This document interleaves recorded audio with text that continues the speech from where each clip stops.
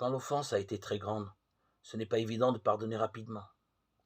On ne saurait alors se reprocher d'avoir mal et d'en vouloir à l'autre. Accepter un temps cette blessure, sa colère, son désir tout naturel de vengeance. La réponse normale à l'offense, c'est la vengeance.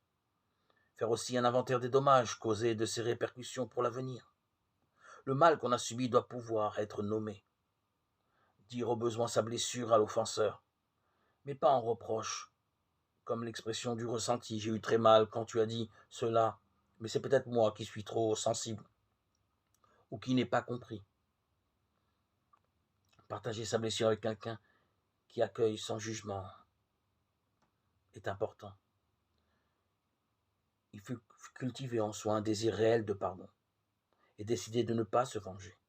Le désir de vengeance ne fait qu'aviver la blessure et l'empêche de cicatriser. Le premier pas du pardon, c'est le refus de la vengeance.